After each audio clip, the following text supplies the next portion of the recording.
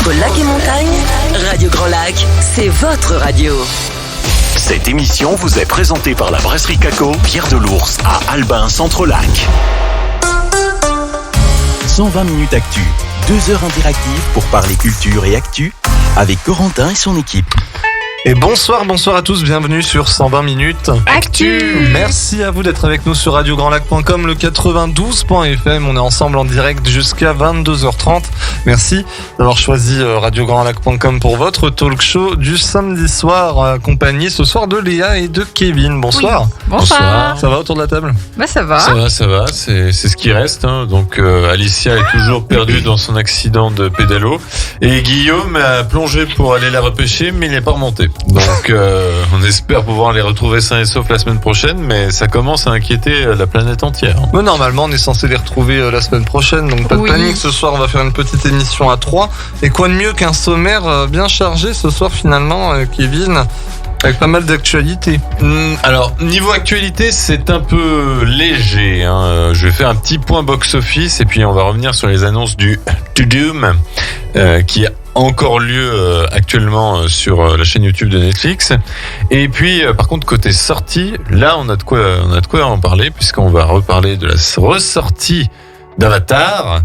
On a aussi le documentaire Moon Age Daydream sur David Bowie. On a une belle course avec Danny Boone et Lynn Renault. Et enfin, bien sûr, le film qui a fait écrire tant d'encre. Don't worry, darling. Couler tant d'encre. Couler tant d'encre, merci. J'avais perdu mon verbe, là, tu vois. Pas grave. Don't worry, darling, ouais. Donc, on va en parler. Il y aura pas mal de choses à en dire. Tu fais un peu cul pincé ce soir, je sais pas pourquoi. Léa, ah bon? Ouais, je sais pas, je te sens tendu. Tout va bien pourtant. Ouais. Non, Léa, vous êtes tendus tous les deux pour avoir un avis extérieur. Vous êtes bizarres ce soir. Et ben moi, on va parler littérature, donc avec le livre 50 nuances de grec de Jules qui est sorti en début de... Alors, non, c'est pas le genre de livre que je lis. Ah non, pas du tout. Tu pourrais croire le contraire, mais voilà. Jules, c'est pas mieux. Hein. Enfin, pardon, les 50 nuances de grec. Non, mais excusez-moi, on en parlera après. On va parler aussi de la sortie du livre de Stephen King, Billy Summer, et ensuite j'ai prévu donc de parler de GTA 6 avec le leak qu'il y a eu la semaine dernière. Et enfin, quelques petites news insolites que j'ai vu passer sur la toile. Et de mon côté, actualité musicale, vous aurez Lil Nas X, Sam Smith, Kim Petras, Sade, Madonna, Bébé Rexha, David Guetta ou encore Björk, la chanteuse pas le yaourt. On en parlera de tout ça dans quelques instants. On va parler aussi vite fait, avant de commencer l'émission, du Casino Grand Cercle d'Aix-les-Bains. On vous rappelle que la 5e édition du Salon du Chocolat et des Gourmandises aura lieu le 8 et 9 octobre prochain au Casino Grand Cercle. Donc de samedi de 10h à 20h, le dimanche de 10h à 19h, vous aurez environ 1000 mètres carrés de représentants du chocolat qui vont vous vendre leurs différentes œuvres et leurs différentes façons de travailler leur chocolat. Donc ce sera organisé par Radio Grand Lac, c'est un événement et c'est donc le 8 et 9 octobre prochain. Donc n'hésitez pas à venir nous voir pour découvrir tout ça avec nous. On va commencer l'émission dans quelques instants. Ne restez bien avec nous sur 92.fm, radiograndlac.com. Tout de suite, c'est Mika avec Elle me dit et on se retrouve dans quelques instants pour démarrer l'émission avec de l'actualité musique comme d'hab pour démarrer 120 minutes actu. À tout de suite. 120 minutes actu, 2 heures interactives pour parler culture et actu, avec Corentin et son équipe. Et de retour sur 120 minutes actu. Merci à vous d'être avec nous sur radiograndlac.com, le 92.fm, l'émission démarre. Et il est 20h38, je me suis étranglé. Ah ouais, c'est très ému. Et du coup, on va parler musique un petit peu pour démarrer votre émission de ce soir. Une émission basée, on vous le rappelle, sur l'actualité musicale aussi. Et du coup, on a pas mal de choses cette semaine, notamment Lil Nas X qui est de retour avec un titre qui s'appelle Star Walking. C'est l'hymne de League of Legends qui, à la façon Lil Nas X. Ça sonne très League of Legends, très hymne League of Legends, tout en ayant son style, donc c'est vachement cool, ouais. Ouais, ça passe. Après, je préférais Warriors de Imagine Dragons. C'est quand même vachement plus de gueule en termes de... Je crois que c'était bien. Au niveau de Lil Nas X, qu'est-ce qu'on en pense? Parce qu'on est surtout là pour parler de l'artiste et de sa performance finalement sur ce single. Toi qui t'écoutes du Lil Nas X, ça t'arrive? Oui, j'ai déjà écouté la chanson qui était très connue là. Alors il y en a deux Il y en a très plusieurs. connus, donc. Bon, il y en a qu'une que celle avec Billy Ray Cyrus. Ah, Old Town Ah, Road. Old Town Ah, Road, Town oui. Road. Ouais, qui était très chouette. Je trouve qu'il fait des trucs pas trop mal, ce mec. Ouais, il se Ah, ouais, défend. ouais. Moi, je crois par contre, il a pas de super bonne réputation. Je crois aux États-Unis, il est un Il peu est très considéré. provoque. Ouais, oui, puis un peu considéré comme un sous-rappeur. Bah, Mais- parce qu'en fait, déjà il est homosexuel, donc ça passe mal un petit peu ce qu'il fait Ah. par rapport à la musique un peu R&B rap et tout. Mm. Et il propose des clips, effectivement, des clips que seul un homosexuel oserait faire là, parce que Ils sont clairement, tous tout nus. voilà. Ah. Et puis c'est très très provoque, effectivement. Hein, ça traite des sujets, le diable, Dieu, tout Oui. ça, en étant à moitié à poil. Il twerk sur le diable dans un de ses clips. Puis il avait vendu des chaussures avec son sang, non? Il me semble. Dans la semelle, il y avait son sang, un truc dans le genre, des Air Force. Ouais, Genre, bon, il est quand même pas tout net, mais Après, si, c'est sinon un il fait de la bonne Américain. musique. Ouais. Si, il est très net. Moi, je veux te dire un truc, c'est qu'il est très net. C'est juste qu'il sait faire de la com. Il sait très bien que c'est Oui. des choses qui prouvera d'ailleurs que c'est son sang dedans, franchement. Qui va Personne. prouver que c'est son vrai sang dedans, franchement. Tu communiques et puis voilà. Hein, à partir du moment où tu fais de la provoque, ça marche. Hein. Puis Ouais. voilà. Donc Lil Nas X, hein, franchement, bon retour là. La bravo. chanson est bien. On va parler maintenant de Sam Smith et Kim Petras. Alors Sam Smith, on le connaît tous. Kim Petras, pour ceux qui ne la connaissent pas, c'est une artiste transgenre qui à la base était un homme et est devenue une femme et du coup est complètement féminine à l'heure actuelle. Une des plus jeunes artistes transgenres, la première d'ailleurs à s'assumer vraiment dans l'industrie musicale comme ça. C'est génial. Et son nouveau single, c'est Unholy en featuring avec Sam Smith. On écoute un extrait. Alors, ça a fait le buzz hier à la sortie. Et donc, sur Twitter, c'était en top tendance, en top trend.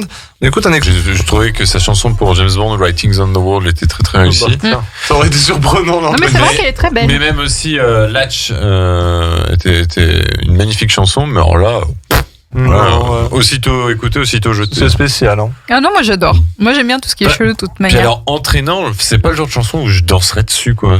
Ah si. C'est dans sur du Hervé Villard. Bah, mais non, mais ça bouge pas assez quoi. Je veux dire, c'est un peu bom bom bom bom bom. Boum, boum, boum, boum. Ouais, c'est un peu. Non, mais c'est bateau quoi. Ah Oui, non, bah. je trouve pas ça bateau. Hein. C'est de la techno. Enfin, c'est du. Oui, Ouais, si, c'est de la après, c'est techno quand même- basique sur deux boutons quoi. Mhm. Enfin, moi je trouve ça nul. Vous Ouais. êtes dur, hein, je trouve. Hein. Ah, pour Oui, le coup, je suis dur. Je suis un peu d'accord pour une fois, je suis d'accord avec Kevin. Je Merci. pense que c'est pas dingue. Hein. Non, moi je comprends l'engouement qu'il y a autour et c'est vachement Ah, parce qu'il y a un mérité. engouement. Ah bah oui, tu Oui. te rends pas compte. Hein. Enfin bon, tout ce qui sort de TikTok, c'est quand même pas très gage de qualité. Mais bref. Hein. AD est de retour avec son nouveau single Q à l'occasion de la sortie de son premier album solo. Et alors Q, la lettre Q, je précise. On écoute un extrait. Tu parles pour ne rien dire, t'as raison tout le temps. Enfin, c'est ce que tu crois, ce que tu dis aux gens. Tu voudrais qu'on suive bien tous tes plans. Mais on s'en fout, tu comprends. Alors mêle-toi ton cul, ouais. Alors mêle-toi ton cul, ouais. Et je sais que c'est dur, ouais. Alors mêle-toi ton cul, ouais. Attends. Putain, je vais la chanter tout le temps. Ouais, je vais l'envoyer à certaines personnes, c'est ce que j'allais dire. C'est une chanson à message fort. Hein. Ah là, le message il est, Et il est du coup, clair et net. je suis allé miner dans son album un petit peu et alors découvrir d'autres titres. Il y aura aussi Les Silences, entre autres. Toutes les blessures invisibles qu'on s'est faites sans rien dire sur nos faiblesses. J'ai évité les conflits, mais je ne peux plus tenir toutes mes promesses. Qu'est-ce qu'on en pense là? C'est pas... Oui, ça se laisse écouter, mais après. Ou encore sa reprise de Et alors de Shame. Non, je déconne, c'est pas du tout une reprise. On a Si tu partais aussi, par exemple.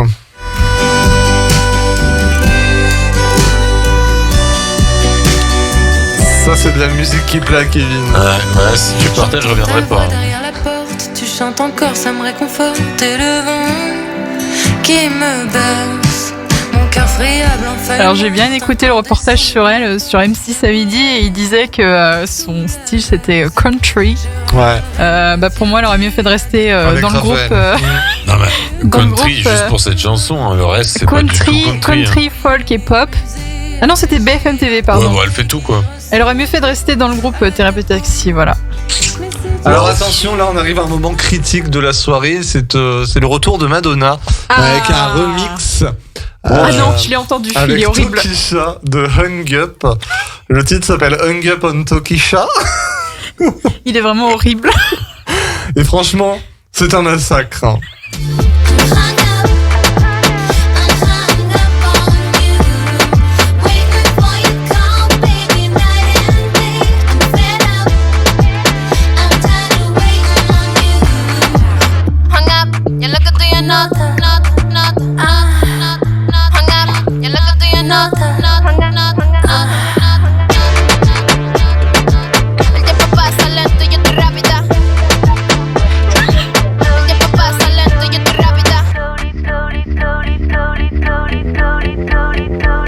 Une réaction, Kevin? On dirait Nelly Furtado dans ses pires heures. Franchement, déjà le remix de Frozen c'était une honte, mais alors là c'est vraiment une Oh, horreur. Frozen, je te trouve. Frozen, non. il était bien. Oh, non, c'était une horreur, c'est une horreur. Comparé à la meilleure chanson qui est l'original Frozen, qui est la meilleure chanson écrite et chantée par Madonna ever. Voilà. Oui, non, mais à un moment donné, en enlevant le fait que ce soit une très bonne chanson à l'origine, quand tu écoutes le remix de Non, mais le Frozen, remix ça c'est à va, il est chier, passable. mais ça apporte à rien. 2 secondes. Mais c'est juste Mais pour de quoi ça apporte rien? Ça apporte quelque chose de faire Avatar 2? Non, ça apporte rien. La fin était très bien du 1. Qu'est-ce que tu m'emmerdes? Mais non, mais on n'a pas. Ça n'a rien à Non, mais voir. ça n'a rien à si, voir. Mais non, si, parce que tu peux très Mais bien non, mais proposer c'est pas quelque chose. ça n'a Avatar rien 2, à c'est voir. pas un remix du premier, Mais c'est oui, une bon, suite. rien C'est à la voir. même chose, sauf qu'ils sont sous l'eau. Et le mec travaille dans un ciné, bah putain. Mais non, mais un remix de vieilles chansons, c'est juste pour ajouter boum boum boum boum boum. Je trouve Mais ça nul. c'est le principe d'un remix. Eh ben, Un les remix, je trouve ça. Un remix, Trois c'est quarts fait du pour temps. proposer une nouvelle version d'un ancien titre. C'est le principe d'un remix, c'est pas fait pour autre chose. Eh ben, je trouve que les remix, c'est vain, inutile, et souvent, tout ce que ça nous apporte, c'est qu'on se dit, ah ben, j'aimerais bien écouter l'original. Non, mais le remix de Frozen était très très bien. Moi, je Mais l'ai oui, parce que adoré. vous l'avez écouté sur TikTok. Par contre, oui, mais il est ah bah bien. voilà. Il bah, est TikTok. bien. Oui, mais la vie n'est pas TikTok, je sais. Mais par contre, celui-là, je suis désolée, c'est de la merde auditive. Mais ça, c'était pas J'ai bon. saigné des oreilles. Pourquoi avoir mis un espèce de rythme faussement latino là-dessus? On ne sait pas, ça n'a rien à voir avec l'original. Vous me dites quand c'est bon. Hein. Oui, c'est bon. Ouais, remets-nous de la merde. Bébé Rexha et Ah. David Guetta avec I'm Good Blue à son clip de disponible. Il est déjà un succès dans les charts. On écoute un extrait. Don't you know I'm good? Yeah, I'm feeling alright.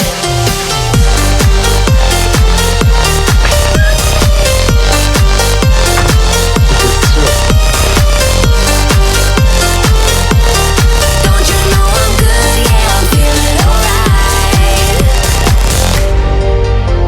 You know I'm down for whatever tonight.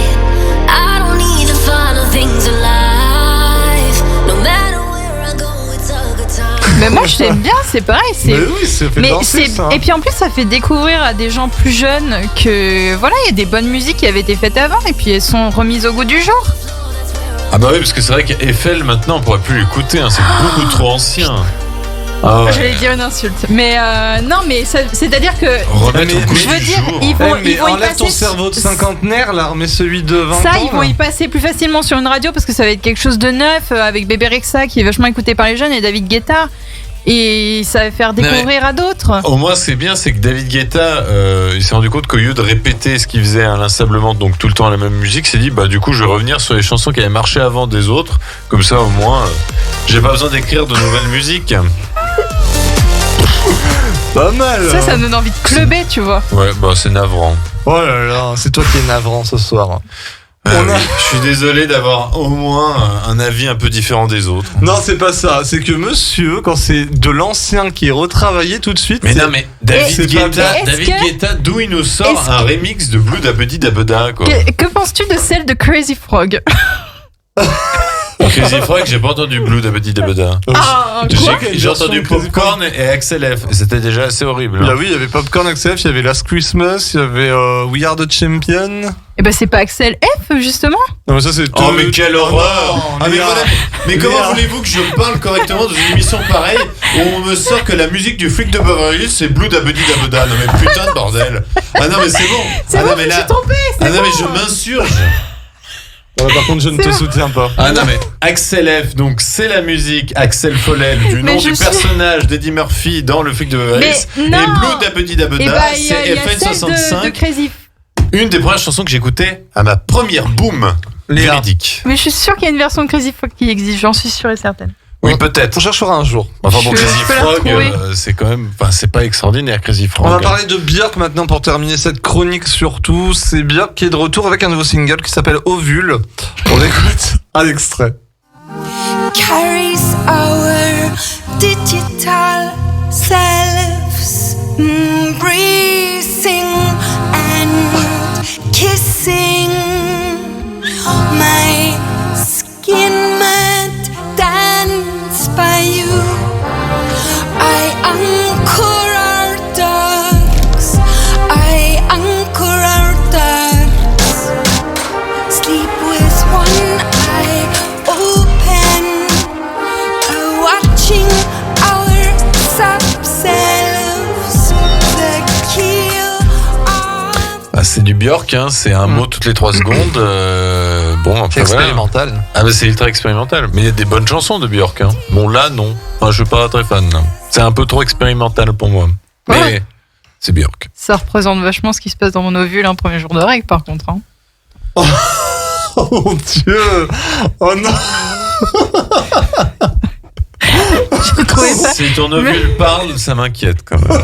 Je me suis vachement reconnue là-dedans. Hein. Comment vous voulez. J'espère que ta mère n'écoute pas. Hein, parce que comment tu veux Bisous, continuer- maman. Comment tu veux enchaîner avec une phrase pareille?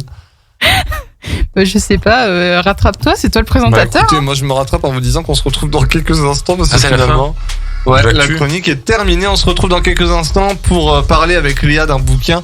À tout de suite sur 120 minutes actu. Merci à vous d'être avec nous sur radiograndlac.com, le 92.fm. On revient dans quelques instants. 120 minutes actu.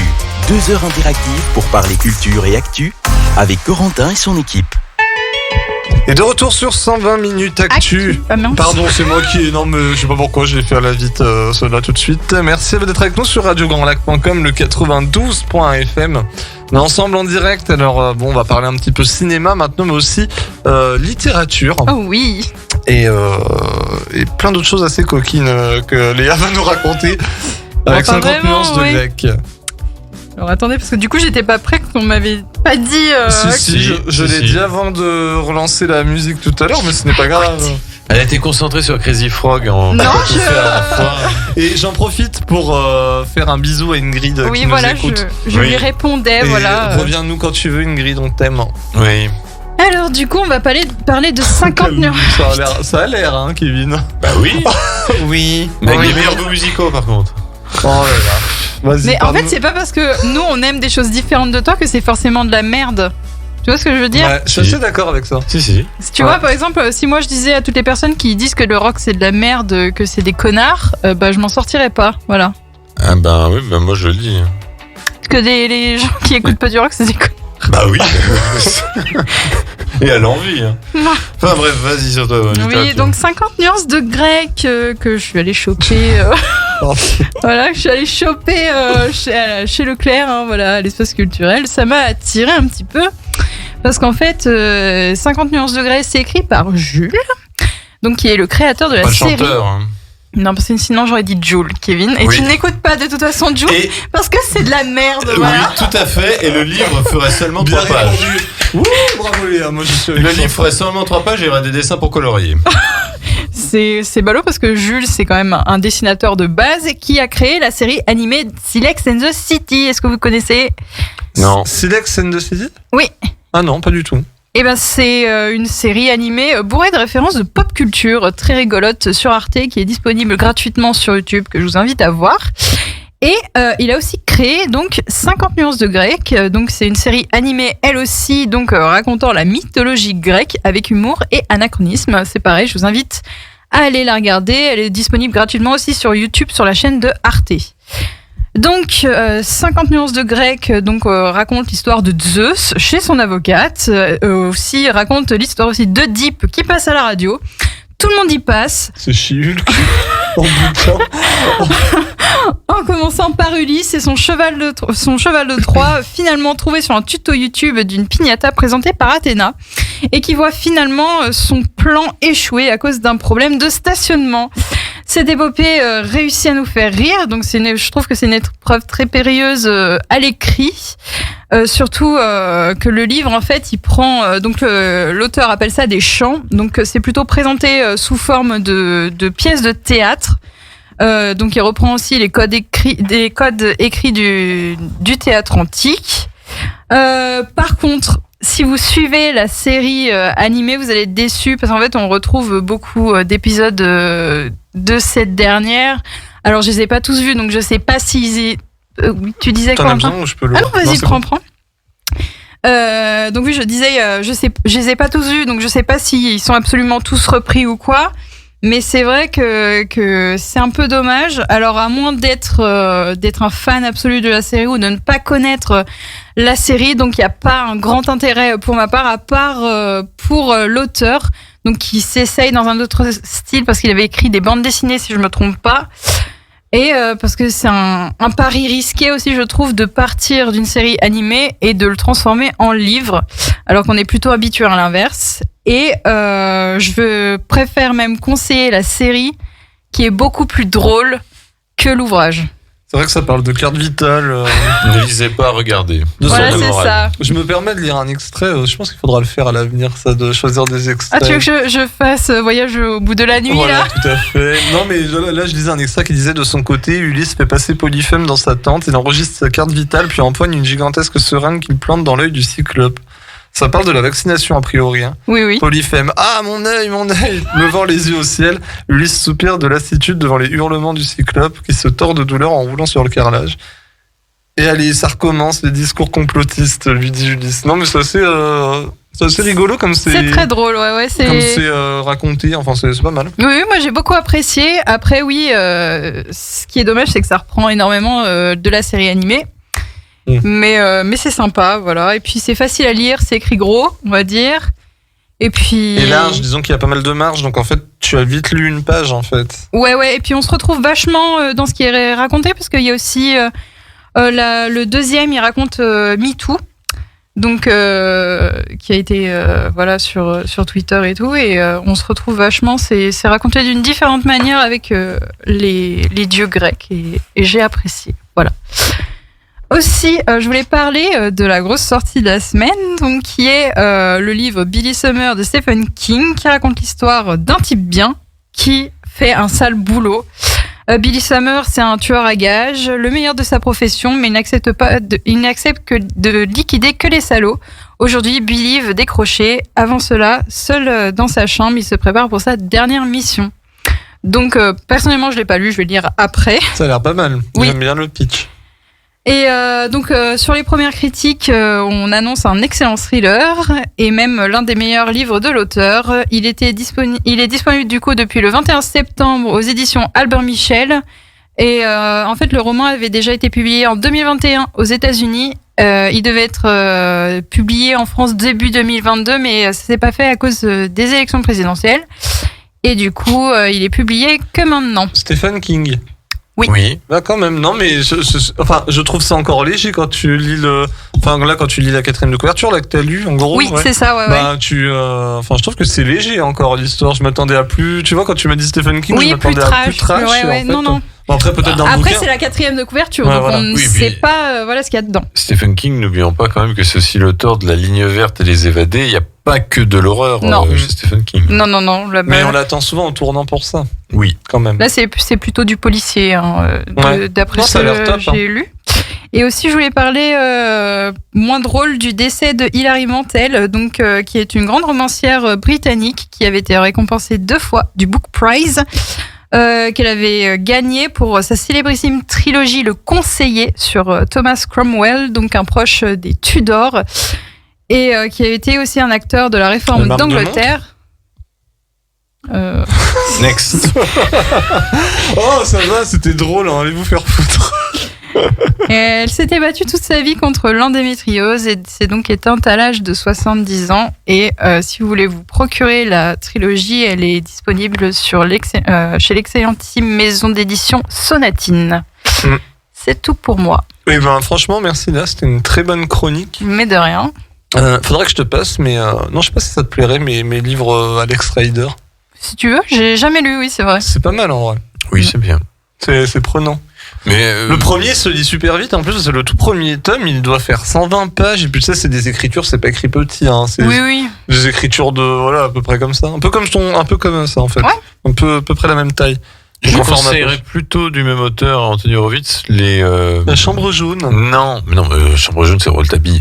Non, c'est les Frères Diamant, je crois que c'était avec le Faucon Maltais, c'est un peu plus policier, marrant, c'est peut-être plus dans le délire de thriller que Liléa.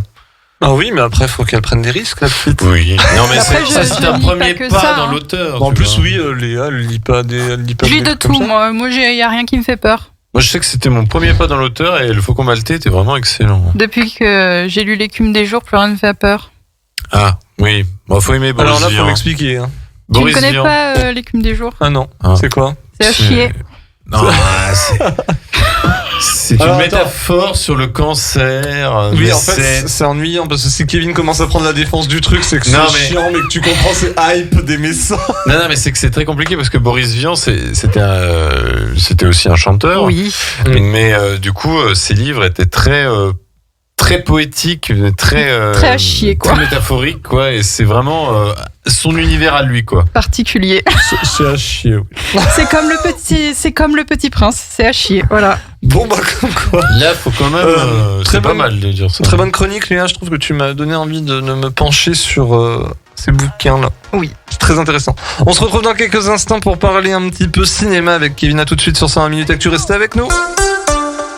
120 minutes actu, 2 heures interactives pour parler culture et actu avec Corentin et son équipe.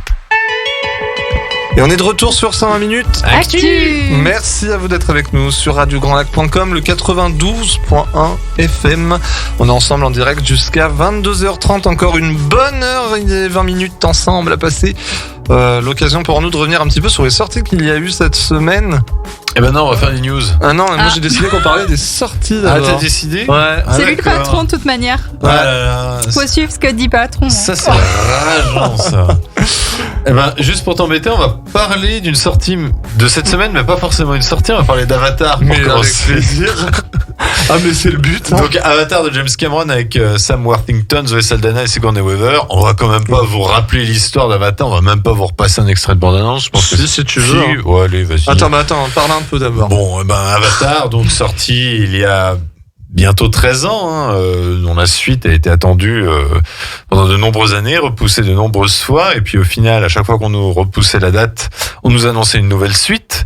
Et donc du coup, là, on devrait enfin avoir droit à Avatar 2 d'ici la fin d'année. Et donc pour l'occasion, on a eu droit à un Avatar 1 remasterisé. Je précise bien que c'est Avatar 1 qui est en salle, puisqu'il y a plein de gens qui se plaignent sur Internet, comme quoi ils se sont déplacés jusqu'au cinéma et que le guichetier a été mal poli et leur a dit que c'était le premier et non pas le deuxième. En même temps, les gars, si vous vous renseignez un minimum avant d'aller au cinéma, ce serait pas plus mal.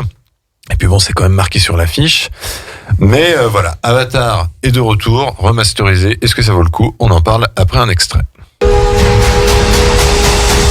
phénomène mondial est de retour au cinéma. Pour une période limitée. Avatar, actuellement au cinéma. Ça pète. Hein. Alors nous l'avons vu hier soir tous les trois ensemble. C'était pas notre première fois tous les trois. Je parle toujours du film. Par contre, on fait beaucoup de plans à trois ensemble. Hein. C'est vrai. Non, pas tant que ça. Mais du coup, est-ce que vous conseillez de revoir Avatar en salle ou est-ce qu'on peut passer son chemin? Qu'en pensez-vous? Si vous l'avez pas vu en 3D quand c'était sorti il y a 13 ans, je trouve que ça a un intérêt d'aller le voir enfin et de le découvrir. Moi, je sais que ça a été mon cas. Parce que du coup, je l'ai regardé. Alors moi, j'ai jamais été trop inspiré par l'univers. Et puis quand je l'ai regardé chez moi, j'avais du mal à me concentrer, j'avais du mal à être dedans, donc j'ai pas apprécié. Du coup, là, je me suis dit, bon, go, il sort en 3D, allez, go, c'est le moment de voir. Parce qu'en plus, tout le monde, je me rappelle, il y a 13 ans en arrière, quand c'était sorti, waouh, mais la 3D est incroyable, j'ai jamais vu un film aussi bien fait en 3D. Enfin bref, c'était le truc, hein, à la sortie. Et du coup, je suis plutôt content d'être allé le voir parce que vraiment, j'ai vécu le film différemment. Et puis en plus, le fait d'être dans une salle de cinéma, de devoir vraiment être concentré que sur ça, m'a fait prendre plus d'intérêt en fait sur le film que je ne l'ai fait quand j'étais chez moi. Parce que quand t'es chez toi, déjà, t'as pas le même confort forcément que dans une salle de cinéma. T'as ton portable, t'as plein de trucs autour en fait qui font que ça te déconcentre en fait pendant ton film. C'est vrai, quand des fois t'es chez toi, tu regardes un film, il y a des choses qui te Oui. Et du coup, très content de l'avoir revu et très surpris de voir qu'en 13 ans, le film, on dirait qu'il est sorti hier, quoi. Ah oui, il est super. Les effets spéciaux sont du très haut niveau. Quand on voit les derniers Marvel, genre Thor Love and Thunder, on se dit bon, il ferait peut-être bien de prendre un petit peu exemple, de prendre un peu plus de temps. Moi, franchement, je suis prêt à attendre des Marvel plus longtemps si c'est pour qu'ils travaillent un peu mieux leurs effets spéciaux, quoi. On voit la différence entre. J'ai encore vu hier soir une interview qui disait quand même que le premier scénario d'Avatar qu'a lu le producteur, James Cameron, lui a donné en 1994. Au moment où ils faisaient la pré-production de Titanic. Et ils ont dit ça, on va le faire. Mais attendons quand même que la technologie soit au rendez-vous. Et du coup, ils ont mis, après Titanic, donc Titanic c'est 97, ils ont mis 11 à 12 ans pour faire Avatar. Mais ils n'ont fait que ça pendant 11 à 12 ans. Et quand on voit le résultat et quand on voit que le résultat, même encore maintenant, il a de la gueule, moi je suis content finalement d'avoir attendu Avatar 2, 3, 4, 5, au moins 13 ans, puisque apparemment on devrait avoir au moins une histoire de l'ampleur équivalente au premier. Et puis niveau effets spéciaux, au moins on est garanti que ça prendra pas un coup de vieux dans 5 ans, quoi. Donc je suis ravi. Léa. Moi aussi, je suis contente de l'avoir vu parce que je l'avais jamais vu au cinéma. Moi J'étais toute petite quand il est sorti, j'avais 10 ans, donc voilà. J'en ai 23 maintenant. Et ouais. Tu veux passer un message en disant ça? Non, mais c'était pour dire que je l'avais pas vu au cinéma et c'était il y a longtemps et ouais, j'ai énormément apprécié. Je me souvenais pas qu'il était aussi beau et puis le message qu'il y a dedans, il est toujours aussi actuel, donc franchement, ouais, j'ai apprécié. Il le sera toujours, je crois. Et il le sera toujours, oui, de toute manière. Alors moi, pour le coup, je l'avais pas vu au cinéma non plus. Alors pas parce que j'étais jeune, mais parce que bizarrement, c'était le genre de truc. On va attendre quand il y aura moins de monde. Finalement, il y a plus de monde parce qu'il y a plus le film au cinéma. Et du coup, je l'avais découvert vraiment en DVD sur une télé qui était cathodique. Non, c'était quand même à l'époque une télé LCD. Mais déjà, juste avec le DVD, je m'en étais vraiment pris une grosse claque, quoi. Ce qui montre aussi qu'à l'époque, les DVD, on savait les faire, alors que maintenant, c'est quand même assez catastrophique. Et le fait de le redécouvrir en salle, déjà, pour moi, la 3D est vraiment exceptionnelle. C'est l'une des meilleures 3D que j'ai vues de ma vie. Oui, ça c'est clair et net. Et puis surtout, je suis surpris à tel point les 2h40 de film passent avec une facilité, je trouve. C'est pour ça que on peut peut-être reprocher en disant oui, alors le scénario, c'est Danser avec les loups, Pocahontas. Peut-être, mais en tout cas, c'est efficace et on s'ennuie pas une seule seconde. Tout à fait.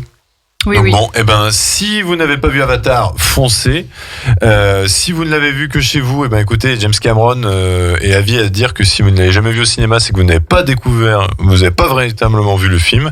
Donc écoutez, allez-y si ça vous intéresse et si vous aimez le film. Il est disponible en 3D, donc et en 2D, vous pouvez le retrouver aux Toiles du Lac, notamment notre cinéma aixois. Et il faut savoir, petit intérêt de rester un petit peu après le générique. Vous avez le droit à 2 scènes. Alors selon si vous allez le voir en 2D ou en 3D, la scène post-générique est un extrait d'Avatar 2 différent. Donc si vous êtes vraiment un gros fan, vous allez voir 2 fois le film, comme ça vous avez 2 extraits différents. Sinon, choisissez au hasard. Les 2 scènes sont très belles en tout cas. Ouais. On va passer à Moonage Daydream de Brett Morgan. Moonage Daydream nous plongera dans l'univers créatif de Bowie, basé sur la danse, la peinture, la sculpture, la vidéo, le collage sonore, mais aussi le théâtre ou l'écriture. Je l'ai découvert à Cannes et il sort enfin au cinéma partout en France. C'est une œuvre singulière à mi-chemin entre le documentaire classique avec des images d'archives de concerts ou dans l'intimité inédite.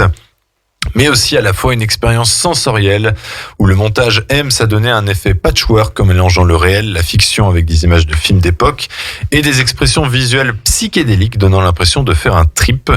Mais tout cela a un sens, montrer la démesure du talent de Bowie mais aussi son dévouement indéniable pour l'art, qu'il soit musical, cinématographique ou esthétique, de montrer que cet homme n'aura cessé d'être un ovni, un extraterrestre venu d'ailleurs, cherchant sans cesse à se renouveler et ne tombant jamais dans la facilité.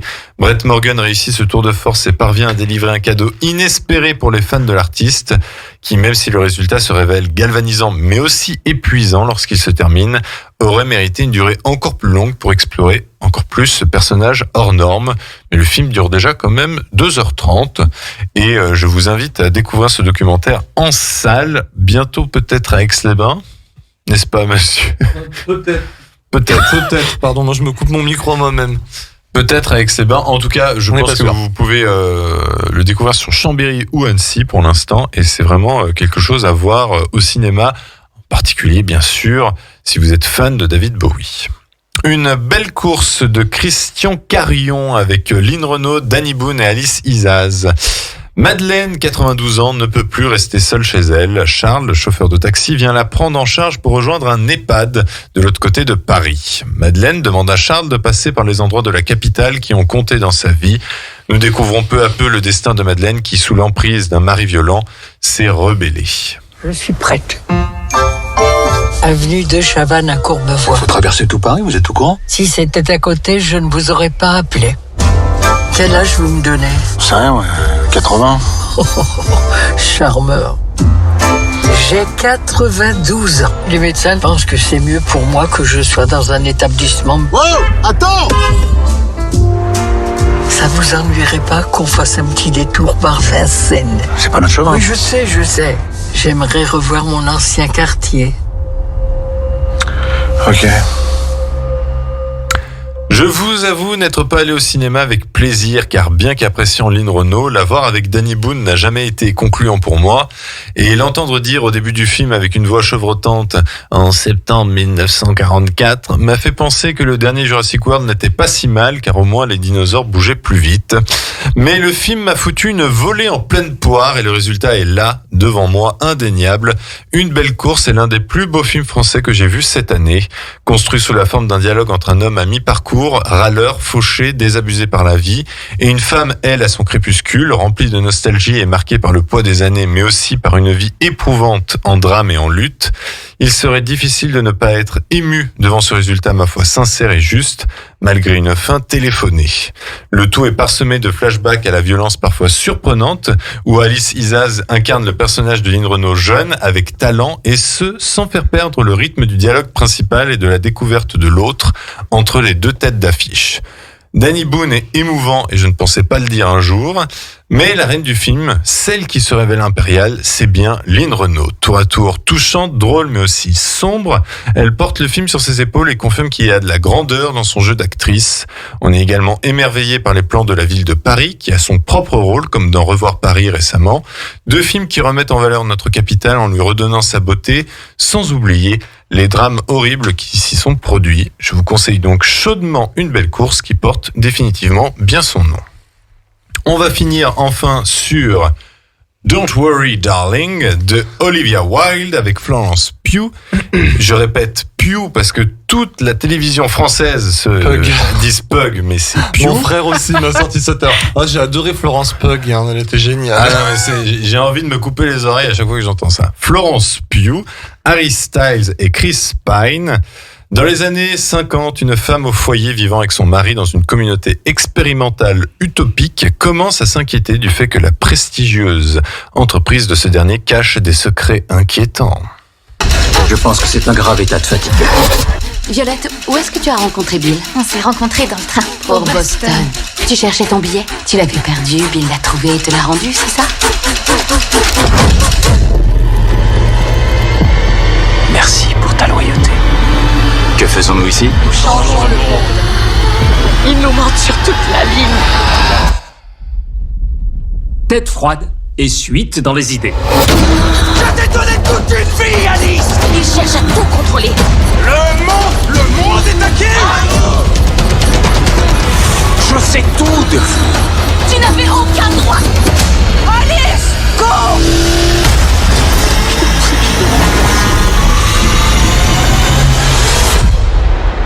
passé des années à attendre quelqu'un comme toi. Quelqu'un qui me résiste, comme une gentille fille.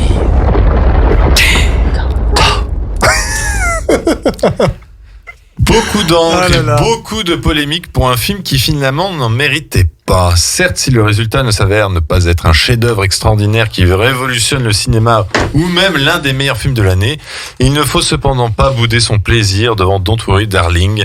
Mêlant drame, dystopie avec quelques touches de frayeur et d'érotisme, le pari d'Olivia Wilde est tout de même réussi. Au niveau visuel, celui-ci est bel et bien aussi impressionnant que montré dans la bande-annonce et ne s'avère ne pas être un gadget et s'insère parfaitement dans la mise en scène de la réalisatrice, construisant cette ville comme une sorte de prison où seuls les hommes ont le droit d'aller au boulot le matin et donc de s'échapper, car tout est concentré sur la forme du cercle de la ville, en passant par l'iris, souvent représenté, marquant définitivement que tout ceci est beaucoup trop parfait pour être beau.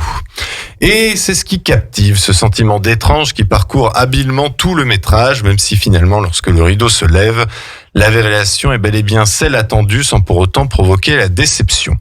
Car l'expérience en vaut la peine par sa mise en scène, par l'interprétation de Florence Pugh encore parfaite et qui démontre qu'elle est définitivement une grande actrice sur qui il faut compter dans le futur, et aussi par la portée féministe du film, certes peu subtile, mais qui évite de tomber dans un grotesque all men are trash, en apportant une certaine complexité à ces personnages dont leurs mauvais actes ne sont finalement dictés que par l'amour.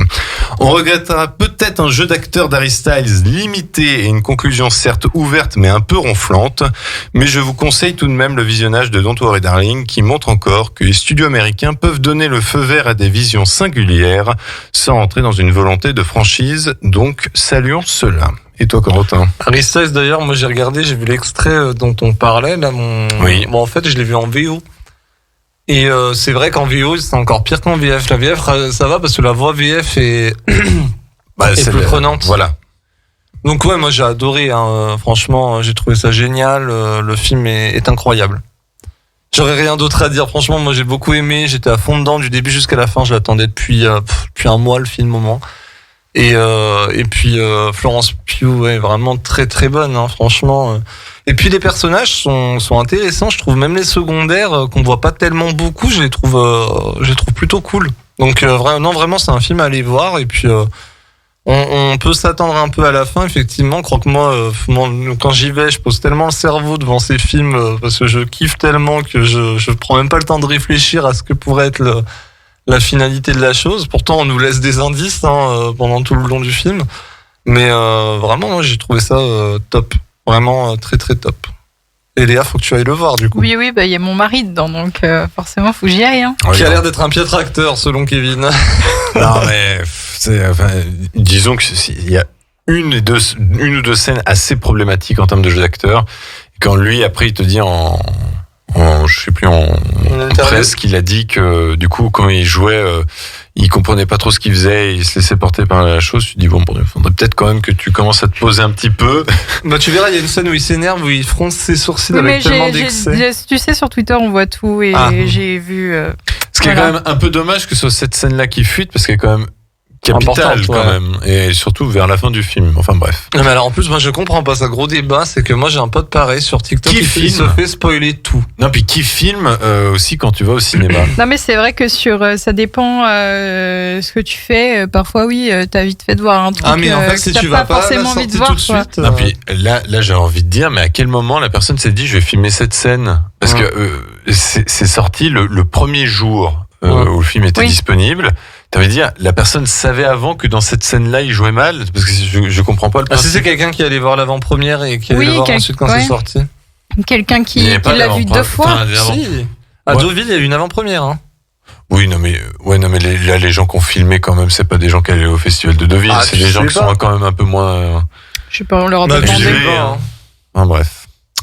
La semaine prochaine, je vous parlerai de Sans filtre, la Palme d'Or du Festival de Cannes de cette année, et de The Woman King, film guerrier avec Viola Davis en tête d'affiche, et enfin Blonde sur Marilyn Monroe avec Ana de Armas qui sera disponible sur Netflix. C'est pas Jumeaux mais pas trop? Non. Non, là pour le coup, une belle course je le sentais pas, mais il m'a fait mentir, mais là je le sens vraiment pas. Ça a l'air très mauvais. Oui. Mais bon, c'est pas grave. On se retrouve dans quelques instants. Là, on va se faire le double titre du coup. On se retrouve après avec Kevin et Léa pour la suite de votre aventure, j'allais dire, de votre émission radiograndlac.com, le 92.fm, 120 minutes actu. On est ensemble jusqu'à 22h30. Restez bien avec nous, on repart en musique. 120 minutes actu, 2 heures interactives pour parler culture et actu avec Corentin et son équipe. Et de retour sur 120 minutes Actu. Merci à vous d'être avec nous sur radiograndlac.com, le 92.fm. Il nous reste 1 heure ensemble à passer pour parler encore un peu de cinéma et de littérature. C'est Non, fini pour littérature, aujourd'hui. c'est bon. Hein. Bon, on aura des anecdotes, on va parler un petit peu jeux Un vidéo nouveau d'ailleurs. Pour le concept, coup. littérature vidéoludique, ça peut être pas mal. Pourquoi pas. Un petit moment lecture où je lis un livre pendant 1 heure aux auditeurs. Ah bah pourquoi pas. J'entends qu'il y a une émission comme ça sur Radio Grand Lac en Mais plus. Très tard dans la nuit alors. Seulement si tu fais semblant de fumer la pipe aussi en même temps. Ah ouais. Tu vois. Voilà. Bon, bref. Et on fait un bruit de crépitement de cheminée, tu vois. Ah. Formidable. Non, ça c'est tout autre bruit et c'est dégueulasse. C'est horrible.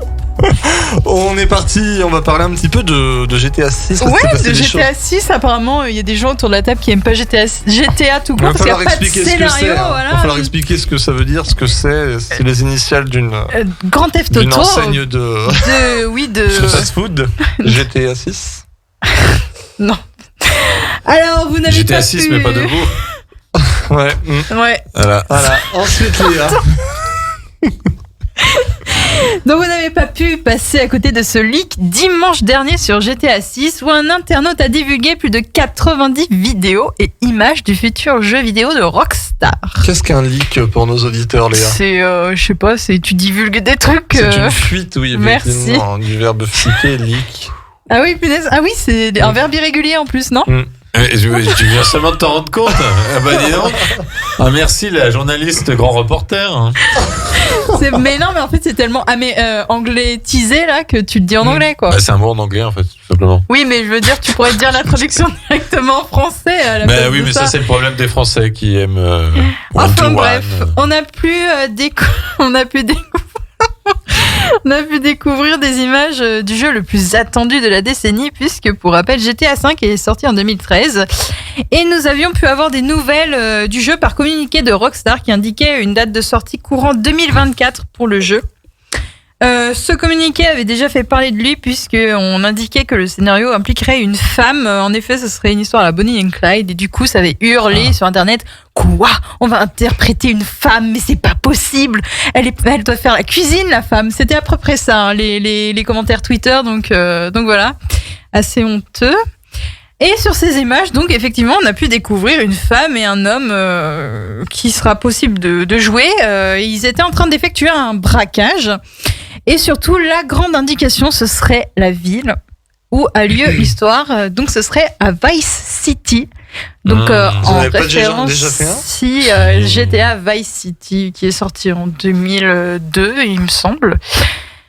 Et donc, les joueurs d'un premier abord étaient ravis de voir ces images, quoique un peu déçus sur les graphismes. Ils avaient juste l'impression de voir un GTA V amélioré et dans une autre ville avec d'autres personnages.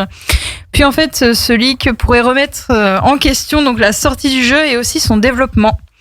Et Rockstar, il y a quelques jours, a rassuré ses fans en indiquant qu'il n'y aurait aucun problème sur le développement. Et hier, il y a eu une dernière nouvelle qui était que un jeune homme de 17 ans a été arrêté à Londres et qui serait à l'origine du leak. Mais d'après les autorités, il ne serait pas seul. Donc affaire à suivre. Voilà. Oui, et puis il y a eu des histoires que c'est des versions un petit peu alpha, comme on dit, voilà, c'est du ça. jeu. Oui, oui. Et du coup, il y a plein. Ah non, puisque 2024, et encore, moi je pense qu'il sortira peut-être plus fin 2025. Puis il y a plein de sociétés de création de jeux vidéo qui les ont soutenus en postant justement des images de création alpha de leurs jeux vidéo pour montrer qu'effectivement, quand c'est en création alpha, les graphismes sont pas super, donc pour soutenir justement GTA 6 face à ces fuites. C'est vrai que c'est quand même Enfin, tu dis déjà c'est une des plus grosses suites pour un jeu vidéo. J'ai jamais entendu ça auparavant. Ah moi, oui. un truc pareil. Puis Rockstar, c'est quand même un gros studio. On parle de Red Dead Redemption, on parle de GTA et puis d'autres jeux aussi un peu moins connus. Mais Et je trouve ça con le mec qui a fait ça parce que d'un côté, en fait, c'était tellement attendu. Il fallait garder cette hype. Voilà quoi. Pour eux, c'était important au niveau de la com que ce soit la hype jusqu'au bout. Même si tout le monde savait que ça allait sortir un jour ou l'autre, mais vraiment garder cette même moi, révélation, quoi. Personnellement, en tant que joueuse, j'ai été un peu dégoûtée de découvrir ça comme ça. Enfin, on méritait un trailer digne d'une grosse firme comme ça. Enfin, j'ai trouvé ça dommage. Après, les extraits sont pas non plus. Je veux dire, moi, j'ai dû voir un court extrait où la bonne femme, là, elle sort d'un bâtiment, elle est dans la ville et tout, juste comme ça. Mais c'est vrai que t'as l'impression de voir un GTA 5, donc finalement, attendons de voir quand ce sera fait. Oui, c'est vrai aussi. Ouais. Qui sont des super jeux vidéo. Kevin, il joue tous les soirs sur sa Play 5. Je déteste ça. Mais je déteste pas pour autant le travail de Rockstar, parce que Red Dead Redemption sont 2 jeux extraordinaires. Oui. Et les noirs aussi, j'aime beaucoup. Mais GTA, je n'ai jamais accroché. Et j'ai dû jouer un peu à GTA San Andreas et c'est le meilleur San Andreas. Le truc m'est tombé des mains, quoi. Non, mais je me fais profondément chier. C'est les trucs, enfin, de jouer un voyou, ça me passionne pas, quoi. Déjà au cinéma, un voyou. Déjà au cinéma, j'ai un peu du mal, mais si l'histoire est quand même bonne, sur 2 heures, ça passe. Mais de jouer un gangsta pendant une dizaine d'heures, c'est pas possible. Et ben là, ce sera un voyou ou une gourgandine. En vrai, le côté Bonnie and Clyde peut être un peu plus intéressant, quoi. Après, ça reste le même gameplay, je pense. Ils vont rester sur le côté, on écrase les gens. Niveau gameplay, c'est vrai que Red Dead Redemption, le jeu était génial, l'histoire était formidable, mais par contre, t'as l'impression que le jeu était interminable, et au bout d'un moment, le gameplay, mais tu le vomis, quoi. C'est qu'au bout de faire pampan, tu dis, c'est bon, j'en ai ras le bol, là. N'est jamais content. Jamais satisfait. Mais en tout cas, oui, ça fait beaucoup de bruit. C'est un très bon jeu. Ah oui, les deux sont d'excellents jeux. Même celui d'avant, qui est très peu connu, Red Dead Revolver. Voilà. Et puis GTA 5, ils en ont un peu trop fait là. Il fallait peut-être passer un peu à autre chose là. Ce serait peut-être même bien que d'un côté, en fait, ils aient la version alpha là qui a été dévoilée. Finalement, il y a déjà quand même une bonne partie du jeu qui est peut-être déjà faite. Ça se trouve, le jeu il sort l'année prochaine. On en sait rien. Non, 2024 au minimum. C'est confirmé par Rockstar. Ils ont annoncé, mais c'est toujours pareil pour les jeux vidéo. Ils t'annoncent une date et puis finalement, c'est repoussé. Comme Hogwarts Legacy. Oui, ça, ouais. Il est enfin sorti celui-là d'ailleurs. Hogwarts, oui. Il est sorti celui-là, hein. Il y a pas si longtemps que ça, il est sorti il y a quelques semaines. Mais non, il est pas sorti. Non, pas sorti. Non, en février. Mais oui, il a été repoussé à chaque fois aussi, lui. Mais il me semble avoir vu des streams et tout. Non. Alors non, ce sont des youtubeurs. Non, moi je regarde des streamers sur Twitch. Ouais, non, le jeu n'est pas sorti.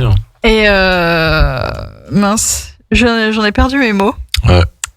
Les mots, parfois que des mots. Non, mais je suis d'accord avec les gars, c'est que quand tu veux jouer à un jeu vidéo, la première date qu'on t'annonce, tu sais de facto qu'elle est pas bonne. Oui, donc. À part pour Pokémon, ça, vous êtes sûr que ça sort bien en novembre? Nintendo, hein, là-dessus, ils sont pas non plus très legit. Game Freak. Je suis attaqué dans ce bâtiment. Non, parce que bon, la première date de Zelda là qui va sortir, c'était quoi? C'était pas 2021? Alors c'était cette année normalement. Ouais, voilà. Et mais Zelda quand même. Et puis Breath of the Wild, certains s'en souviennent que les premières dates c'était. Là, ils ont quand même annoncé beaucoup de choses. Je pense que tu le verras bien à la date annoncée là en mai. Oui, c'est là, c'est bon. Je te parle d'une première date. Oui, c'est la première date qu'ils annoncent toujours, c'est la mauvaise. C'est pour ça qu'ils annoncent pas de date précise. Ils disent courant 2022 et puis tu sais que ça sera courant 2023 voire 2024.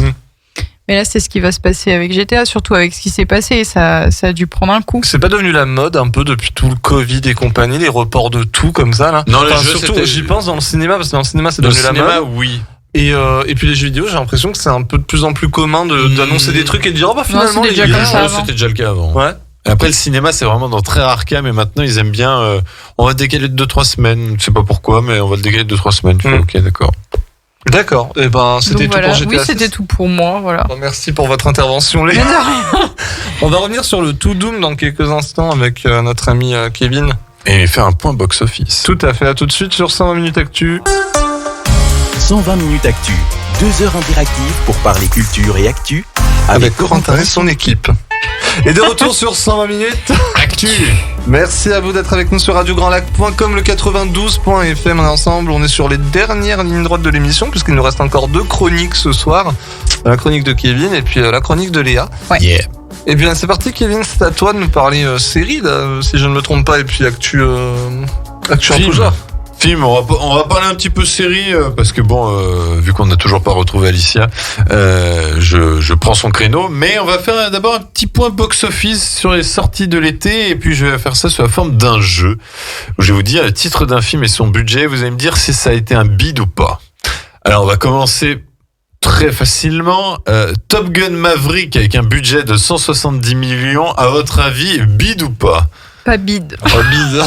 Pas bide du tout, hein, parce que là, le film, c'est le plus gros succès de l'année au cinéma. Il a rapporté pour l'instant, parce qu'il peut encore grimper, bon, pas non plus des masses. Mais surtout qu'il est en VOD là maintenant, chez nous. Oui, mais voilà, il peut encore rapporter un petit peu d'argent, mais là, disons que là, le chiffre est quasiment définitif. Top Gun Maverick a rapporté 1,464 208 000 Donnez-moi ça un peu. dollars. C'est quand même assez impressionnant. Putain, il pourrait me donner 1400, il y a l'iPhone 14, ma merde. Je crois que tu voulais pas l'acheter. Oui, mais si on me donne des sous. Mais quel pigeon. Je rajouterais que je suis ravi de voir ce résultat quand il y a encore 2 ans, des gens sur Internet me sortaient que Top Gun c'était ringard et que ça valait rien de sortir une suite. Voilà. Black Phone, budget 18 millions. À votre avis, bide ou pas bide ? On rappelle, c'est ce film d'horreur avec Ethan Hawke. Ah putain, malheureusement, je pense que ça a bidé. Hein. J'ai pas vu, moi je sais même pas ce que c'est. De peu, mais ça a dû bider. C'est un succès. Ah bon ? Pour 18 millions, il a rapporté 159 568 000. Vous pouvez remarquer, c'est un film d'horreur, c'est des petits budgets, ça rapporte souvent plus.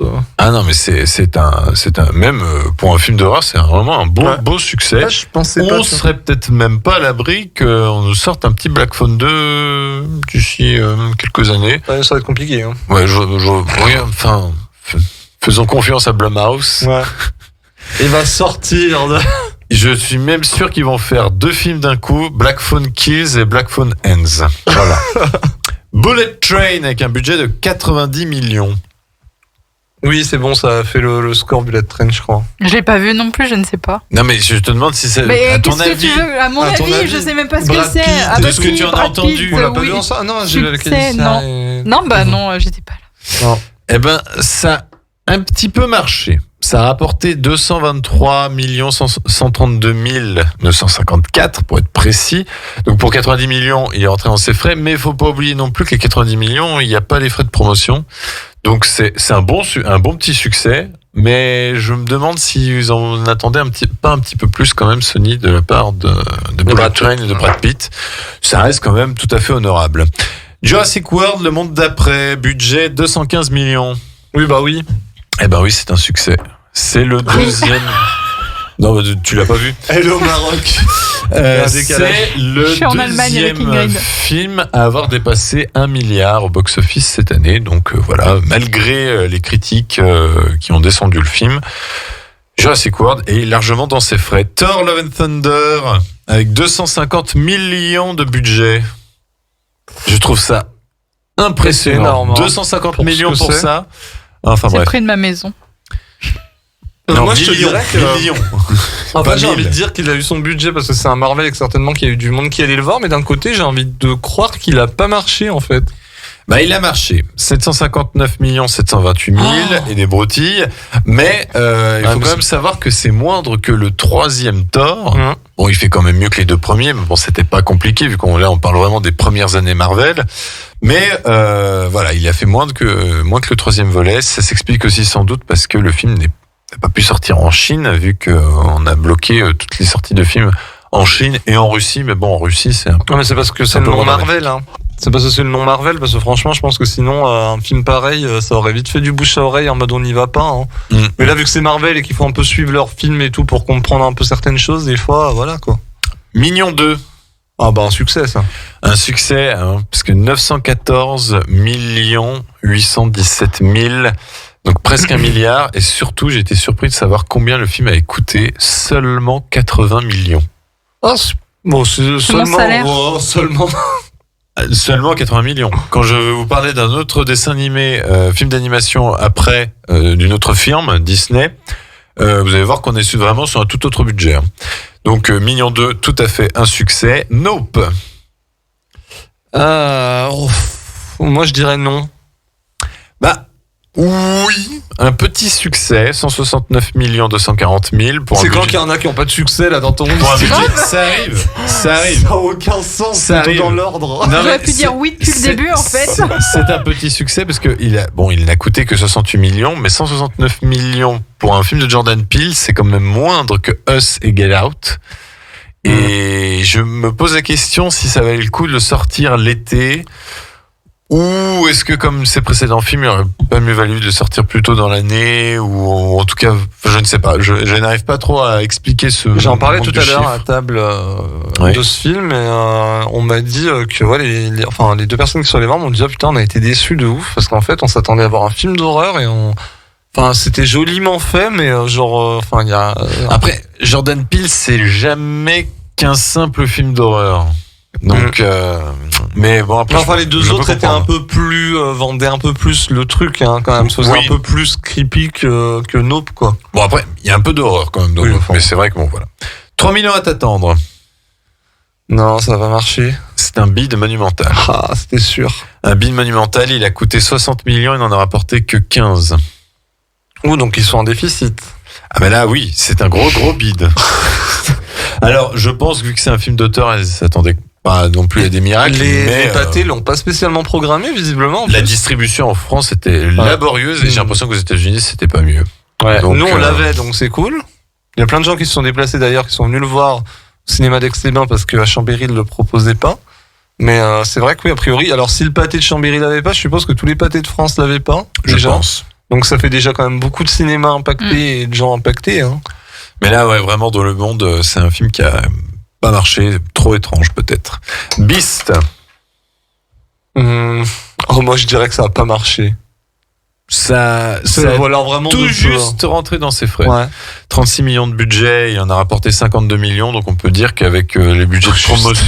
Mais non. Il y a quand même des millions d'écart. Non mais je t'explique pourquoi. Laisse-moi terminer. Parce que en comptant les frais de promotion qui n'ont pas non plus été dingues, je pense que le film a pas dû coûter au global 50 millions.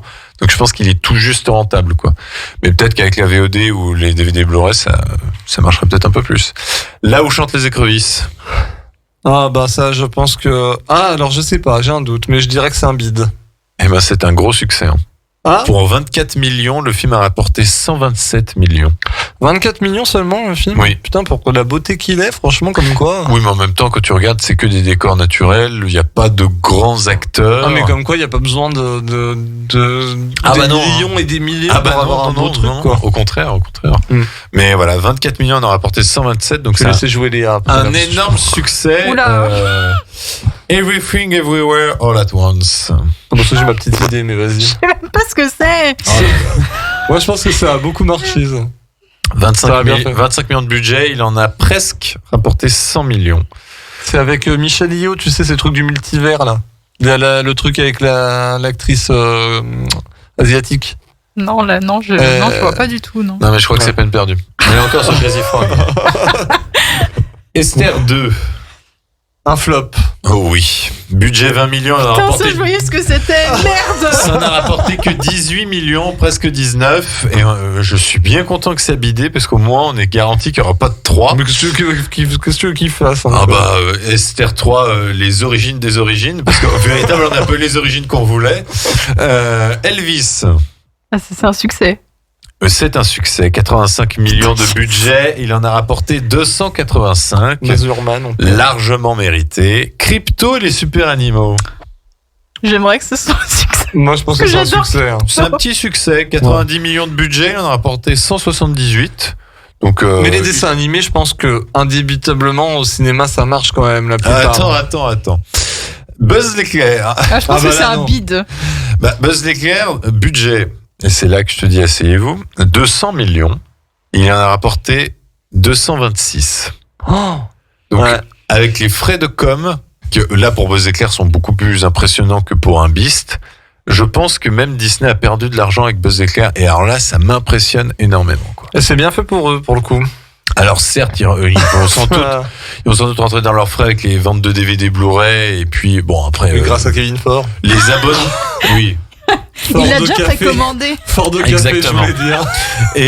Et puis bon, après, le film va peut-être faire des abonnements Disney+, mais bon, voilà, bref. Le bal de l'enfer. Un flop. Non, ça a marché, j'en suis sûr que ça a marché parce que c'est un film d'horreur. Et j'en suis d'une tristesse infinie, mais en même temps, budget 10 millions, le film a rapporté 30 millions.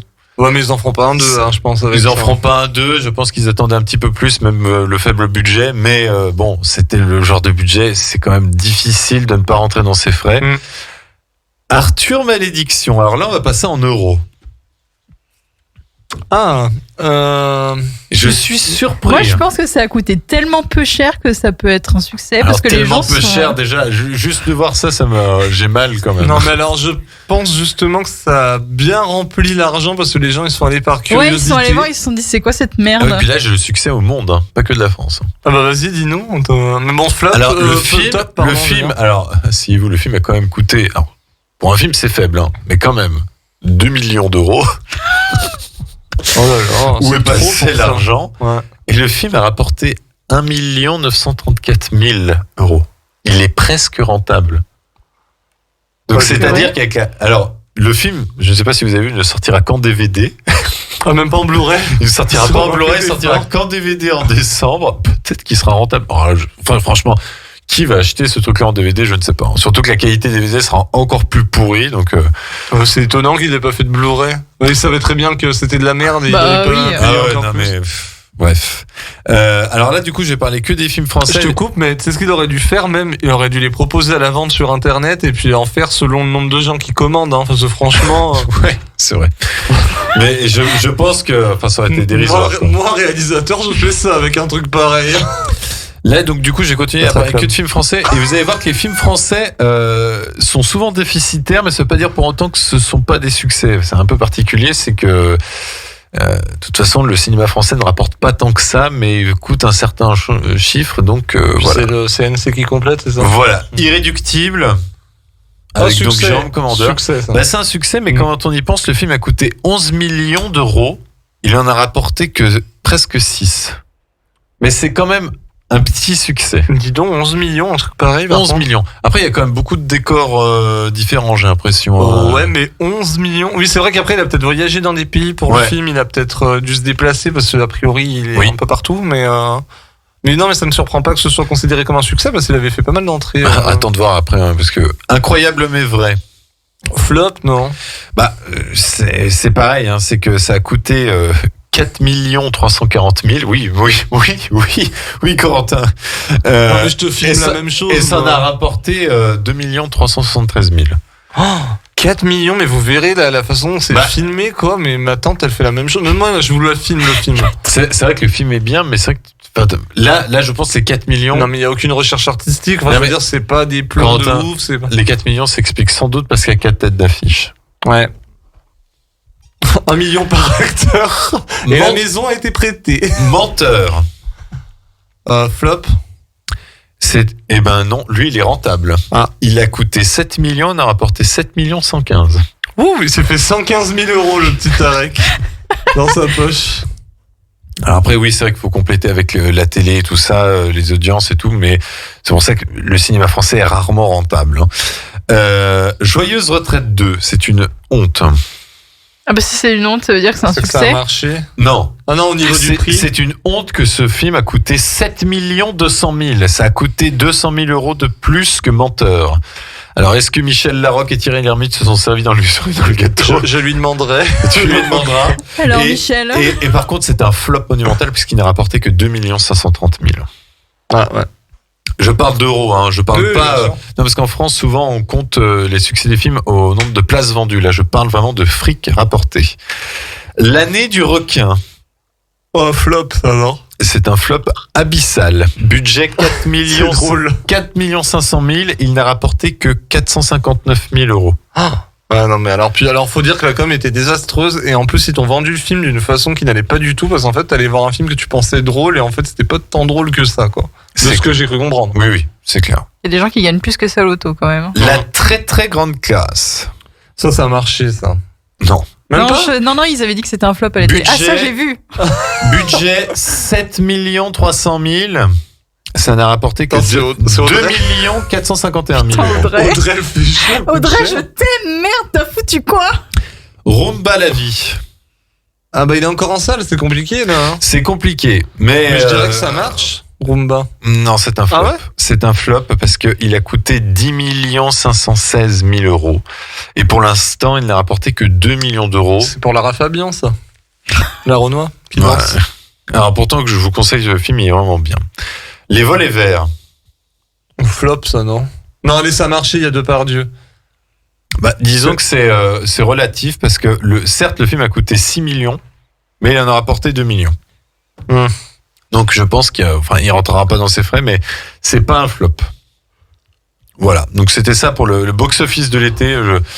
J'essaie de vous amuser et surtout vous effarer devant certains budgets qu'on voit. Ah bah là, avec Corentin, si vous savez comme on est mort de rire et qu'on est content de savoir ça. Bon, en vrai, c'était sympa. Non, ça, je me coucherai moins bête. Voilà. Non, mais surtout, rendez l'argent maintenant. Rendez-le à Kevin, surtout. Je pense que quand tu verras Michel Larocque, tu lui demanderas pourquoi vous avez mis 7 millions dans je vais lui dire de me donner 1 400 euros. Je vais lui dire, je présente ton film de merde. Parce que bon, le billet au Portugal, tu vas pas me dire qu'il coûte 2 millions. Enfin, bref. Ah non, c'est 45 euros. On va parler aux annonces de To Doom. Donc c'était l'événement Netflix qui a eu lieu pas plus tard qu'aujourd'hui. Max, alors, voilà, j'ai mes petites fichettes. Alors mes petits chéris, là ce soir on a du lourd. Hein. Alors j'aime à dire que c'est plutôt Julien Lepers. Donc un indice chez vous. Alors. Top. Je suis la sœur d'un célèbre détective privé dont l'un. Enola Holmes. Et voilà, Enola Holmes. Ah là, je suis à fond. Et donc Enola Holmes 2 a dévoilé sa première bande-annonce. Donc ça a l'air assez sympathique. On retrouve encore Henry Cavill et Millie Bobby Brown. Et le film sortira le 4 novembre sur France 2. sur Netflix. Donc c'est pour bientôt. On a appris l'existence d'un film d'action qui s'appelle Heart of Stone avec Gal Gadot et Jamie Dornan. Cœur de pierre, c'est ça. Voilà, Cœur de pierre. Alors apparemment c'était un jeu de mots parce que le personnage de Gal Gadot, qui est donc le personnage principal, s'appelle Rachel Stone. Donc et on semble partir sur une franchise à la The Greyman. Tout le monde se souvient de The Greyman? Oui. Non. Ça sortira en 2023. Ça s'annonce comme un film d'action brut. Oui, d'accord. Côté Bridgerton. Ah. Bah écoute, ils continuent à faire des garden parties et ils ont annoncé une série sur la reine Charlotte, en tout cas sur sa jeunesse. Que personne n'a demandé. Voilà, donc même moi qui regarde pas Bridgerton, je m'en fous, mais alors s'il est en plus regarde, elle dit qu'elle s'en fiche. Formidable. Shadow and Bone, la saison 2 existe, ça sort l'année prochaine, on n'en sait pas plus. The Crown, saison 5. Eh bien, ça, on l'a demandé. Quel hasard du calendrier. Ils avaient annoncé la date de sortie de la saison 5 le 9 novembre et ils ont annoncé cette date le jour de la mort d'Elisabeth II. On peut dire que la série a toujours un tact légendaire et que sans doute la saison 6 qui est en cours de tournage parlera également de la mort de la reine d'Angleterre. The Old Guard 2, souvenez-vous, c'était The Old Guard, c'était ce film avec Charlize Theron et Matthias Schoenaerts, sorti pendant le confinement en 2020, où elle était immortelle. C'était sympatoche mais sans plus, et du coup il y aura une suite avec cette fois-ci toujours Charlize Theron et Matthias Schoenaerts, mais l'arrivée de Uma Thurman, que j'adore, et Henrik Golding, qu'on avait vu dans Crazy Rich Asians ou encore The Gentleman. Le tournage est en cours, donc à mon avis c'est plus sorti 2024. Wednesday, donc Mercredi Adams, la série. Bon, on sait qu'elle existe, elle sort très bientôt, elle sort le 23 novembre, et la blague c'est que c'est un mercredi. Voilà. Ah oui, heureusement que je suis. Pourquoi ne pas l'avoir sorti plutôt avant Halloween, ça aurait été plus c'est vrai que ça aurait été plus logique. Je ne sais pas, peut-être un... Ils sont pas toujours sur leur montage. Ou alors ils s'en foutent. Ou un embouteillage de sortie, ou alors s'ils n'ont pas encore fini, j'en sais rien. Un film d'action avec Jennifer Lopez qui s'appellera The Mother sortira en mai 2023. On a pu voir une bande-annonce. On est un peu surpris d'avoir vu une bande-annonce pour un film d'action et qui ne sort qu'en mai 2023. Je pense que niveau effets spéciaux, il n'y a pas non plus de quoi faire un max de taf.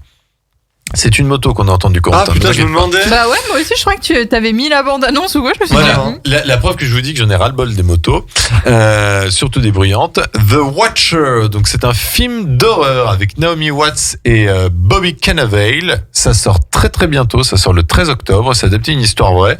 Ça fait un peu penser à Amityville, ça a l'air assez sympatoche. Surtout que là, vous verrez que la bande-annonce est rythmée au son de... qu'il y a des voyous dans ce film. Voilà, il y a beaucoup de voyous et de fantômes. Et des gourandines. Et la bande-annonce est rythmée sur Hopelessly Devoted to You, donc qui est la chanson, l'une des chansons les plus connues de Britney Spears. Non, elle nous a quittés, mince. La reine Elisabeth. Non, on va y arriver. Hein. Mince. L'actrice de Grease, c'est horrible. Olivia Newton-John. Heureusement que je suis là ce soir. Hein. Non, j'adore cette actrice et là, tu vois, je suis. Et là, tu lui dis pas qu'elle est intelligente ? Si, elle est très intelligente. Merci. Enfin, elle a une bonne mémoire. Et Olivia Newton-John qui nous a quittés. Et voilà, je ne me suis toujours pas remis de cette perte. You saison 4. Tout à fait. Ça sort très très bientôt. Et comme Stranger Things saison 4, ça sera divisé en 2 parties. Pourquoi ? On ne sait pas. La partie... Saison 5. You ? Non, Stranger Things saison 4 oui, pardon, en 2 parties. J'ai cru que ça avait annoncé que ça allait être en 2 parties. Voilà, et donc You saison 4 sera divisé aussi en 2 parties et on comprend pas pourquoi. La partie 1 sera le 10 février, la partie 2 le 10 mars. Si, moi je sais pourquoi. Il y a un cliffhanger à la fin de la partie 1, c'est pour en parler. Non, c'est pas ça du tout, c'est pour faire un mois d'abonnement en plus pour garder les gens un peu plus longtemps. Ils commencent à faire ça, Netflix. Tu penses que You est à ce point populaire ? Bah, bien sûr, c'est très populaire, You. D'accord, je pensais pas non plus au point de... Si, You, c'est très attendu. C'est un gros phénomène. Moi, j'y regarde pas, mais je sais que c'est... Enfin, je veux dire, ils font pas ça avec The Witcher, pourtant The Witcher, c'est très populaire. Je pense que You l'est plus. Ouais, d'accord. C'est plus accessible, je pense. Eh ben, en parlant de The Witcher, la saison 3 sortira en été 2023, mais par contre, il y a une série spin-off avec Michelle Yeoh, qui s'appelle The Witcher Blood Origin, qui sortira le 25 décembre. Donc, si vous vous embêtez pendant le repas chez mamie, vous pourrez regarder The Witcher. Je serai au cinéma. C'est ce que Kevin fera, du coup. Non, parce que j'ai toujours pas fini la saison 2 de The Witcher, je me fais profondément chier. Tyler Rake 2. Le tournage est terminé, ce film existe, on a vu un making-of, ils ont l'air de s'être bien amusés, ils ont encore fait des plans séquences et tout, ça a l'air assez dingue.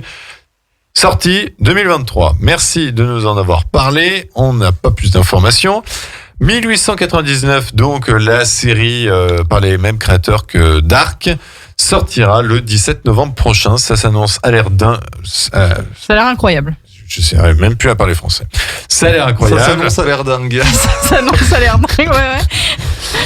Oui, c'est un salaire dingue surtout. Mais ça a l'air surtout très compliqué.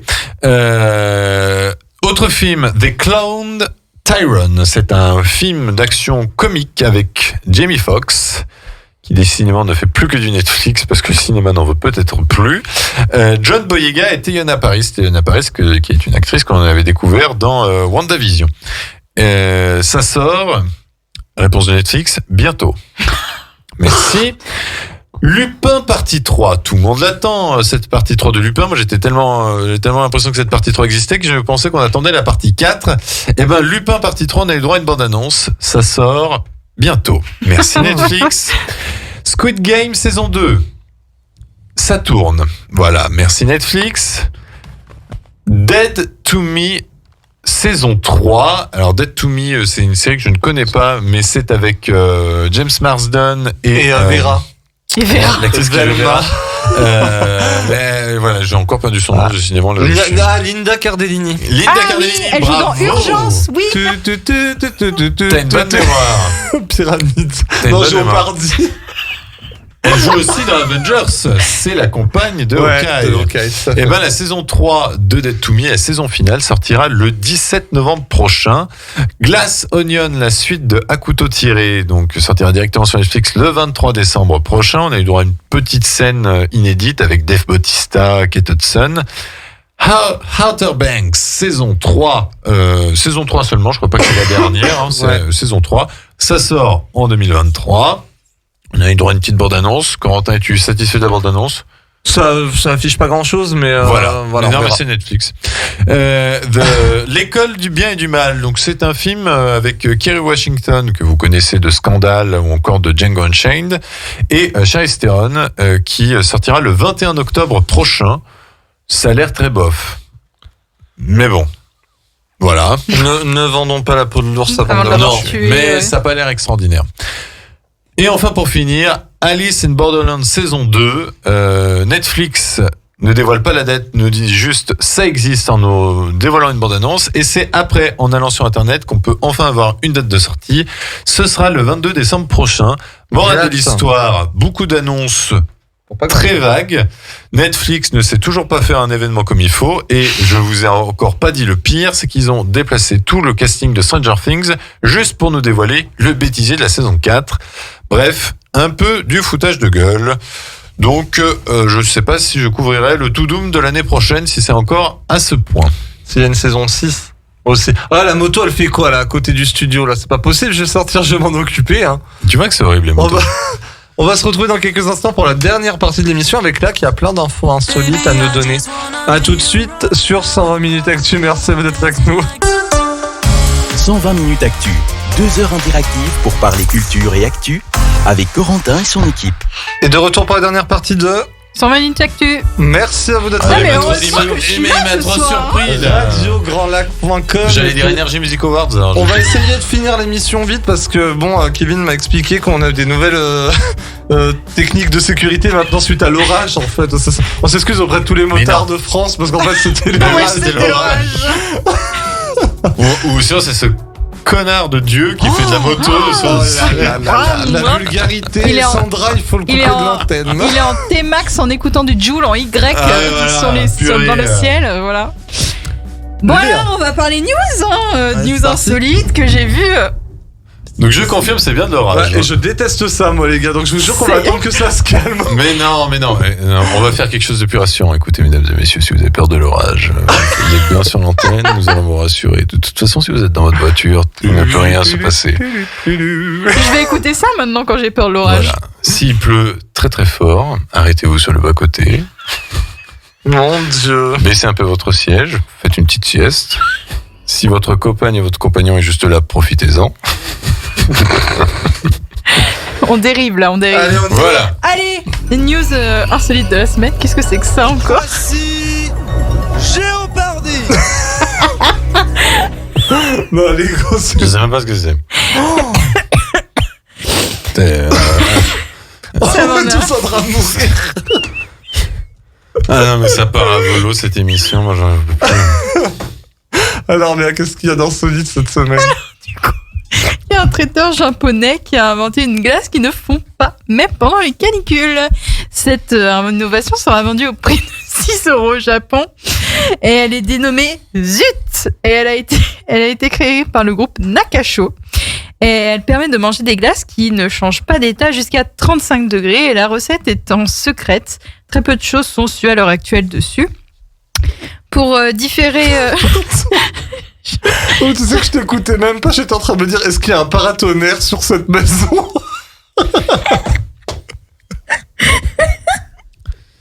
Non, je suis sur la glace Une qu'ils font glace pas, qui qui font s'appelle pas, Nakasho. Enfin bref, c'est... Et zut. Ça s'appelle Zut.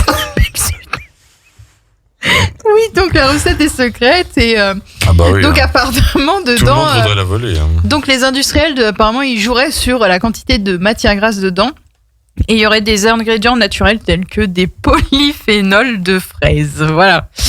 Ensuite, C'est ouf quand même. ouais, En vrai. Ah oui, franchement. j'ai lu ça, je me suis dit putain, ça a l'air bien chimique leur truc. Puis en fait non, apparemment il y a des éléments naturels dedans, donc voilà. Voilà. Fragola. En Chine, un robot femme nommé PDG d'une société. Ouais. Donc c'est la firme NetDragon Web Store, donc un concepteur de jeux vidéo qui a nommé Madame Tang Yu aux commandes de la filiale basée à Fujian. Je sais pas du tout comment on dit. Dans le sud du pays. Un coup de Donc chinois, quand même. Dans c'est ces un news. C'est pas la même chose, le Japon et la Chine. Mais c'est vrai, mais beaucoup de Oui, mais Corentin a du mal à l'assimiler, ça. Et donc, nous en excusons, hein. c'est un robot humanoïde, donc ça a été justifié parce que ça permet d'aider à la gestion et à l'administration sur des questions opérationnelles et que de toute façon, ils ont déjà des intelligences artificielles qui permettent de développer leur activité. Et donc, cet humanoïde, il va permettre aussi un gain de temps parce qu'en fait, il n'a pas besoin de manger ni de dormir. Et en plus de ça, il n'est pas rémunéré. Donc, c'est tout bénéf. Zeus, arrête avec ta moto, j'en ai marre, là. C'est pour donner plus de puissance à ma chronique. Voilà. Oui. Et enfin, dernière petite news, voilà, qui m'a fait beaucoup rire. Celle-là, j'avoue, c'est aux États-Unis, un parc d'attractions américain sera dédié aux engins de chantier. Et oui, il s'appellera Digging Zone et les visiteurs pourront conduire des pelleteuses, des bulldozers, voire une reproduction du Titanic. Tester un parcours. Attends, je vais te dire la fin, ça va être extrêmement drôle. Tester un parcours à la Ninja Warrior ou encore faire un labyrinthe de maïs. Et il y aura tout un espace qui sera appelé Dollywood et qui sera dédié à la chanteuse de country Dolly Parton. Et tout cela a coûté seulement 25 millions de dollars. C'est les États-Unis. Voilà, c'est normal. Voilà, normal là-bas. Enfin, si vous voulez, on peut faire la même chose pas très loin. Hein. S'il y a un Kiloutou qui veut faire un parc d'attractions, pas de souci. Hein. Voilà, et puis on fera aussi un Kevin Land dédié à Kevin. Pardon, à Kevin. Kevin Land. Ouais. Kevin Land, ouais. Ouais, je suis pas sûr qu'il y ait un grand monde. Hein. Ok. Je suis pas encore assez connu. Hein. D'accord. Ouais, si vous voulez mon parfum, mon oreiller. Mon Dieu. C'est dégueulasse. Voilà.